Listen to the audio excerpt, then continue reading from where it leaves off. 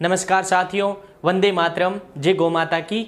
मैं राकेश चौहान आपके लिए आज लेके आया हूँ एक नया पार्ट। इससे पहले हमने पार्ट 7 पढ़ा था, जिसमें हमने सामान्य जानकारी जानी थी उत्प्रेरक के बारे में। उत्प्रेरक क्या होता है, इसके सामान्य गुण जाने थे, और एक उत्प्रेरक का प्रकार पढ़ा था अवस्था के आधार पर, यानी स्टेट के आधार पर उत्प्रेरक दो प्रकार के होते हैं। एक पढ़ा था समांगी उत्प्रेरण और दूसरा पढ़ा था विषमांगी उत्प्रेरण, यानी दो प्रकार के होते हैं उत्प्रेरक, जिसमें से आज हम पढ़ने जा रहे हैं क्रियाशीलता के आधार पर, यानी क्रिया के आधार पर, क्रिया के आधार पर, क्रिया के आधार पर उत्प्रेरक के प्रकार, उत्प्रेरक के प्रकार। क्रिया के आधार पर जो उत्प्रेरक होते हैं मुख्यतः 4 प्रकार के होते हैं। कितने प्रकार के होते हैं? 4 प्रकार के हम पढ़ेंगे इसी क्लास में, चारों प्रकार। एक है धनात्मक उत्प्रेरक, धनात्मक उत्प्रेरक। दूसरा हम पढ़ेंगे ऋणात्मक उत्प्रेरक,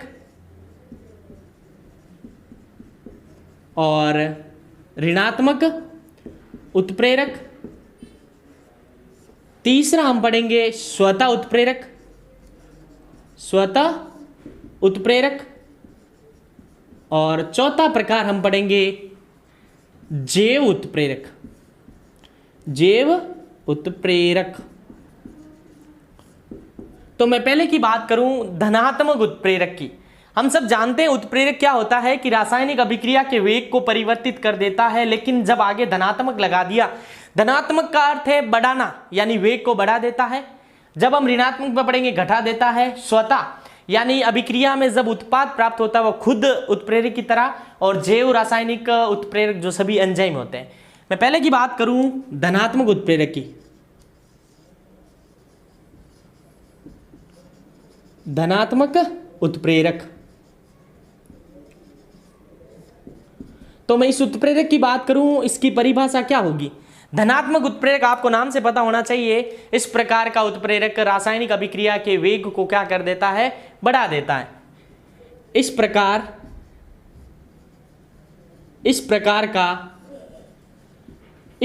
का उत्प्रेरक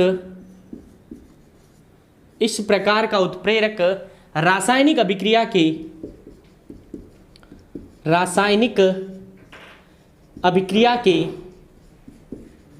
अभिक्रिया के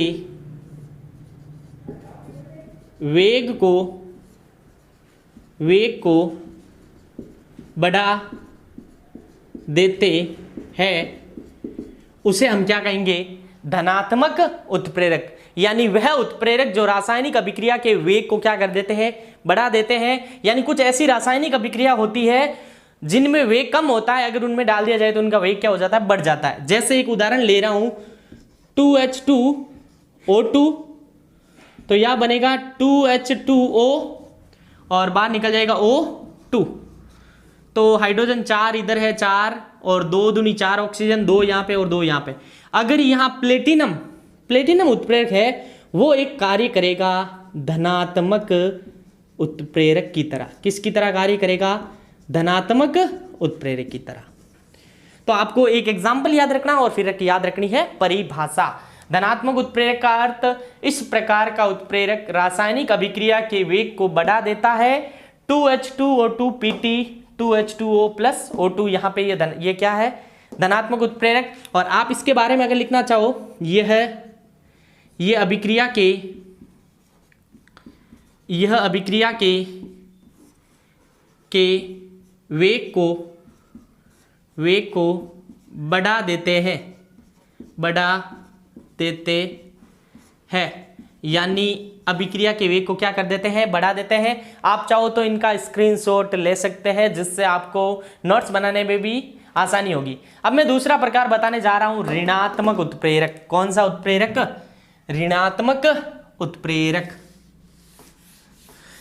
जिस प्रकार धनात्मक उत्प्रेरक है जो रासायनिक अभिक्रिया के वेग को बढ़ा देता है, इसके विपरीत जो ऋणात्मक उत्प्रेरक होगा वो रासायनिक अभिक्रिया के वेग को घटा देगा। यानी दूसरा प्रकार हम पढ़ने जा रहे हैं ऋणात्मक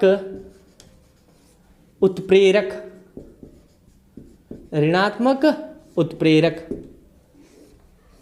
यानी इस प्रकार के उत्प्रेरक, इस प्रकार के उत्प्रेरक रासायनिक अभिक्रिया के, रासायनिक अभिक्रिया के, अभिक्रिया के वेग को घटा देते हैं, घटा देते हैं। यानी ये उत्प्रेरक है जो रासायनिक अभिक्रिया के वेग को कम कर देते हैं या घटा देते हैं। और इसका उदाहरण होगा, यही उदाहरण ले रहा हूं मैं, लेकिन उत्प्रेरक क्या कर रहा हूं, चेंज कर रहा हूं। हाइड्रोजन पर ऑक्साइड है वो, H2O 2 से गुणा प्लस O2। यहां पे अगर गिल्सरॉल आ जाए, गिल्सरॉल, ये होता है ऋणात्मक उत्प्रेरक। कौन सा उत्प्रेरक? ऋणात्मक उत्प्रेरक। तो इस प्रकार ऋणात्मक उत्प्रेरक है जो अभिक्रिया के वेग को क्या कर देता है, घटा देता है। अब हम बढ़ेंगे स्वतः उत्प्रेरक तथा जे उत्प्रेरक। तो अब हम बढ़ेंगे स्वतः उत्प्रेरक। कौन सा उत्प्रेरक? स्वतः उत्प्रेरक। आप सबको नाम से ही पता चल रहा है, स्वतः यानी खुद किसकी तरह कार्य करेगा, उत्प्रेरक की तरह। कुछ रासायनिक अभिक्रिया ऐसी होती है जिसमें उस अभिक्रिया होती है तो अभिकारक क्रिया करके उत्पाद बनाएंगे, और जो बनने वाला उत्पाद है वो खुद किसकी तरह कार्य करेगा, उत्प्रेरक की तरह। यानी ऐसी रासायनिक अभिक्रिया,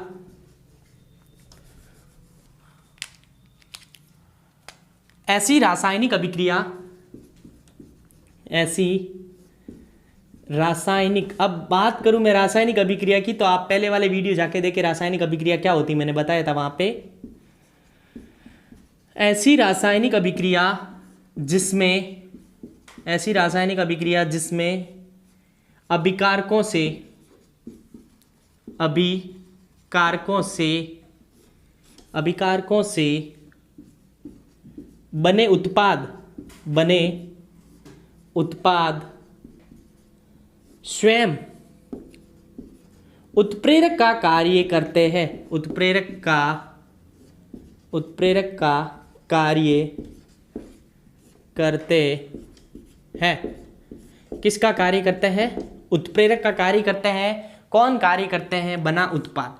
तो ऐसी रासायनिक अभिक्रिया जिसमें बनने वाला उत्पाद खुद एक उत्प्रेरक की तरह कार्य करता है, तो इस प्रकार की अभिक्रियाओं को हम कहेंगे स्वतः उत्प्रेरक अभिक्रिया, या स्वतः उत्प्रेरक कह सकते हो आप। इसका एक ही एग्जांपल है और वो भी इंपॉर्टेंट है। CH3COOH C2H5 एथिल एसीटेट, ये है एथिल एसीटेट। एथिल एसीटेट को जल के साथ अगर मिलाया जाए H2O तो बनेगा, ये कैसे बनेगा मैं एक बार पहले लिख देता हूँ, फिर आपको समझाऊंगा कैसे बना। और यहाँ बनेगा C2H5OH। यहाँ पे ये है, ये क्या है? यह है, सबसे साधारण सूत्र भी पूछ लेते एग्जाम में, एसिटिक अम्ल, एसिटिक अम्ल। और ये किसकी तरह कार्य करता है? स्वतः उत्प्रेरक। किसकी तरह? स्वतः उत्प्रेरक की तरह कार्य करता है। कौन? एसिटिक अम्ल। और ये क्या है? जल का सूत्र, और यह है एथिल एसीटेट। अब मैं बता देता हूँ ये जुड़ते कैसे। CH3COO के ऊपर आता माइनस, C2H5 यहाँ आता है प्लस, और जल को अगर तोड़ा जाए तो जल OH माइनस, ये वाला, और यहाँ आता है प्लस।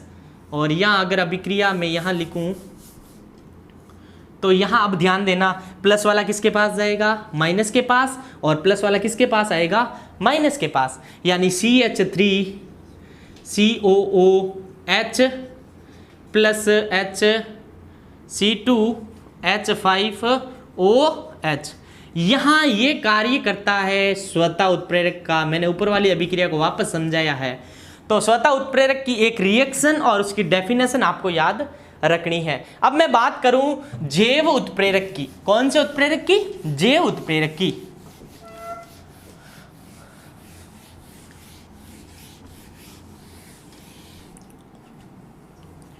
जैव उत्प्रेरक। इसके बाद एक बेहद इंपॉर्टेंट टॉपिक बचेगा, फिर अध्याय कंप्लीट होगा, वो है ऑक्सीकरण तथा अपचयन अभिक्रिया। तो मैं बात करूं जैव उत्प्रेरक की, ये सभी एंजाइम क्या होते हैं? जैव उत्प्रेरक, यानी सभी एंजाइम जैव उत्प्रेरक होते हैं, जैव उत्प्रेरक होते हैं। और सभी जो जैव रासायनिक अभिक्रिया की तरह कार्य करते हैं उसे जैव उत्प्रेरक कहते हैं। लेकिन इसके एग्जाम्पल इंपॉर्टेंट है, स्टार्च को कन्वर्ट करना माल्टोज में कार्य करता है टाइलिन, और माल्टोज को कन्वर्ट करना ग्लूकोज में, माल्कोज को कन्वर्ट करना ग्लूकोज में कार्य करता है माल्टेज। ये उदाहरण याद रखने हैं किसके लिए? जैव उत्प्रेरक के लिए, जो जैव रासायनिक क्रियाओं द्वारा उत्प्रेरित होते हैं, उन्हें जैव उत्प्रेरक कहते हैं। उनके दो उदाहरण, और पीडीएफ में आपको पूरा का पूरा इसकी डेफिनेशन मिल जाएगी, एक आध एग्जाम्पल आपको एक्स्ट्रा भी मिलेगा। तो इस प्रकार आज की क्लास में हमने उत्प्रेरक क्रियाशीलता के आधार पर 4 प्रकार के होते हैं, धनात्मक, ऋणात्मक, जैव उत्प्रेरक और स्वतः उत्प्रेरक, ये पढ़ लिए 4 प्रकार के। और एक और है, वो पढ़ेंगे अभी, वो है वर्दी के आधार पर, यानी क्रियाशीलता को प्रभावित करने के आधार पर, वो पढ़ लेते हैं। छोटा याद आ गया कि उत्प्रेरक क्या होता है, यानी वो एक तो होता है उत्प्रेरक वर्धक, ये इंपॉर्टेंट है, और दूसरा रह गया था उत्प्रेरक विष। आपको नाम से पता चल रहा है, उत्प्रेरक वर्धक और उत्प्रेरक विष। उत्प्रेरक वर्धक क्या होता है कि जो उत्प्रेरक की क्रियाशीलता को बढ़ा दे। उत्प्रेरक का कार्य होता है वेग को बढ़ाना, लेकिन कुछ ऐसे होते हैं जो उत्प्रेरक की क्रियाशीलता को क्या कर देते हैं? बढ़ा देते हैं। यानी इसकी डेफिनेशन क्या होगी? कुछ ऐसे पदार्थ होते हैं, कुछ ऐसे पदार्थ जो उत्प्रेरक की क्रियाशीलता को, सुनिए बंद कर, क्रियाशीलता को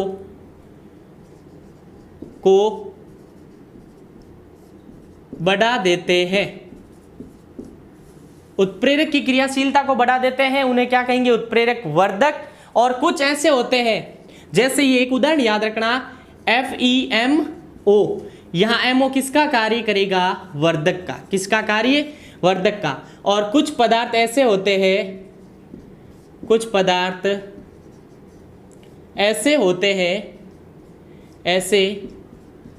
होते हैं जो उत्प्रेरक की क्रियाशीलता को घटा देते हैं। क्या करते हैं? घटा देते हैं। तो आने वाली क्लास में हम पढ़ेंगे ऑक्सीकरण तथा अपचयन। धन्यवाद।